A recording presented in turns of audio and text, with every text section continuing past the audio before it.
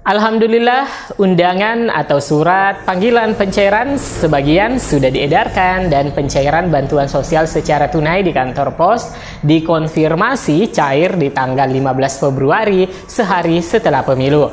Nah, selain itu bantuan cadangan pangan beras pemerintah kembali disalurkan sesuai dengan jadwal yang telah diumumkan oleh Kepala Badan Pangan Nasional. Nah, bagi teman-teman yang menunggu atau ingin mengetahui pencairan bantuan sosial secara tunai di kantor pos, simak info lengkapnya sesaat lagi setelah tayangan singkat berikut ini.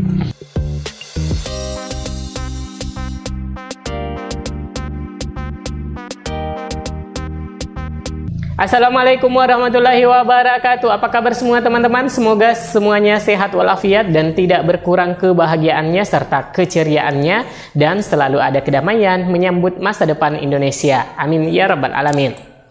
Nah teman-teman, awal bulan Februari segala jenis bansos disalurkan. Pemerintah melalui Menteri Koordinator Perekonomian Airlangga dalam setiap kesempatan dalam penyaluran bansos pemerintah menegaskan bahwa bantuan langsung tunai BLT senilai Rp200.000 per bulan untuk periode Januari, Februari, dan Maret 2024 sedianya akan dicairkan di awal Februari. Pemerintah memberikan BLT ini menguras anggaran sebesar 11,2 triliun untuk sasaran 18,8 juta keluarga penerima manfaat atau KPM. BLT tersebut akan dicairkan sekaligus Rp600.000 pada Februari 2024. Dilansir dari kontan.com mengabarkan pemerintah memutuskan untuk memberhentikan penyaluran sementara bantuan pangan beras jelang pemilihan umum pemilu mulai tanggal 8 sampai dengan tanggal 14 Februari 2024. Kepala Badan Pangan Nasional Arief Prasetyo Adi mengatakan keputusan ini diambil untuk menghargai tahapan pemilu dan menghindari adanya dugaan politisasi bansos pada saat hari tenang pemilu. Bantuan pangan beras akan dihentikan sementara untuk menghormati pemilu dan pemutakhiran data, ungkap Arief dalam keterangannya pada hari Rabu 7 Februari 2024. Kemudian proses distribusi bantuan pangan beras akan kembali dilakukan setelah agenda pemilu pada tanggal 15 Februari mendatang. Untuk itu, Bulog diminta mengoptimalkan penyaluran sebelum masa tenang dan pasca pemungutan suara, serta mengkoordinasikan dengan Dinas Urusan Pangan di tingkat provinsi dan kabupaten kota. Arief Prasetyo Adi menjelaskan, kami tegaskan kembali, bantuan pangan ini sebenarnya bukan hanya jelang pemilu. Bantuan pangan ini tentunya dilakukan oleh pemerintah. Jadi negara itu hadir di saat memang diperlukan. Agendanya juga tidak mengikuti agenda politik, tetapi memang sesuai dengan kebutuhan. Untuk diketahui, realisasi bantuan pangan beras sampai 6 Februari telah menyentuh angka 179.149.760 kg. Rencananya, program bantalan ekonomi masyarakat ini akan dilaksanakan sampai Juni mendatang. Meskipun pemerintah disibukkan dalam persiapan jelang pemilu, pemerintah Indonesia terus mengupayakan penyaluran bantuan sosial atau bansos kepada masyarakat yang membutuhkan.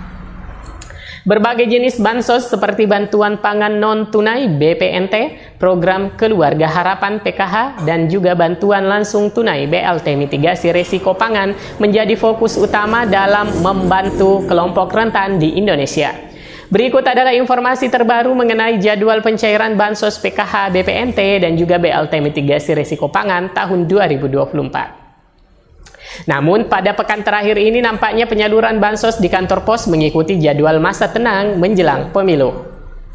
Sebagaimana konfirmasi dari PT Pos Cabang di wilayah kami, di mana sedianya tetap menyalurkan bansos secara tunai di kantor pos meskipun hari libur hingga sehari sebelum pemilu 2024. Namun hal ini diinformasikan ulang bahwa kemungkinan besar mulai Senin hingga hari Rabu PT Pos di cabang daerah kami untuk sementara kemungkinan tidak menyalurkan bansos karena memasuki masa tenang menyambut pemilu 2024. Nah, untuk bantuan beras CPP 10 kg secara tegas akan disalurkan kembali sehari setelah pemilu ya teman-teman, sebagaimana arahan dari Kepala Badan Pangan Nasional. Untuk proses distribusi bantuan pangan beras akan kembali dilakukan setelah agenda pemilu pada tanggal 15 Februari mendatang.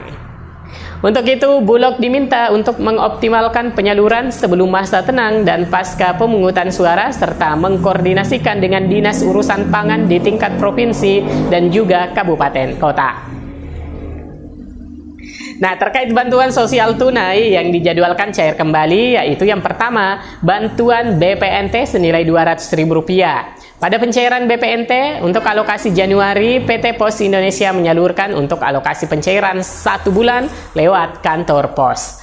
Nah, hal ini banyak yang menduga sebelumnya akan cair per 3 bulan seperti sebelum-sebelumnya yang dicairkan per 3 bulan. Namun ternyata bantuan BPNT atau program sembako ini yang cair Rp200.000. Sama besaran dan alokasi pencairan BPNT lewat kartu KKS Bank Himbara. Nah, selanjutnya bantuan sosial secara tunai yang dicairkan di kantor pos adalah bantuan program Keluarga Harapan atau Bansos PKH. Nah, teman-teman, pada tanggal 15 Februari, PT Pos Indonesia kembali menyalurkan bantuan PKH kepada KPM PKH non-KKS, di mana bantuan yang cair dialokasikan untuk per 3 bulan pencairan. Nah, berbeda dengan pencairan program Keluarga Harapan atau PKH melalui kartu KKS yang hanya dicairkan untuk alokasi per 2 bulan saja. Meskipun ada yang cair per 3 bulan dan juga ada yang cair per 2 bulan, namun jumlah bantuan baik untuk lewat pos maupun yang lewat KKS jumlahnya tetap sama ya teman-teman. Adapun nilai bantuan program Keluarga Harapan atau PKH itu beragam. Itu mengikuti nominal bantuan kategori keluarga dan jumlah anggota rumah tangga dalam satu keluarga yang diakomodir hingga 4 kategori saja. Sehingga penerima manfaat atau KPM bisa mendapatkan bantuan dari yang terkecilnya pada pencairan tahap 1 lewat pos adalah sebesar Rp225.000 dengan kategori di dalam keluarganya itu terdapat 1 anak SD. Hingga mencapai 2,4 juta rupiah manakala kategori di dalam satu keluarganya itu terdapat 4 lansia. Sedangkan untuk jumlah bantuan per tahunnya untuk komponen kesehatan itu diberikan tunai kepada ibu hamil dan anak balita sebesar 3 juta rupiah per tahunnya.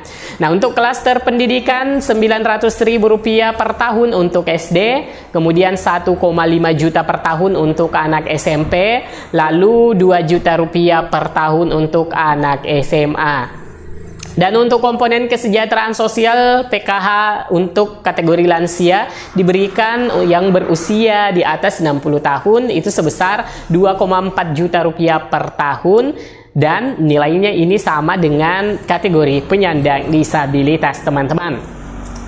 Selanjutnya, bantuan sosial tunai yang direncanakan juga cair setelah pemilu adalah BLT mitigasi risiko pangan, di mana pemerintah resmi mengumumkan adanya bansos khusus yang dibuat sebagai pengganti BLT El Nino di tahun 2024 ini.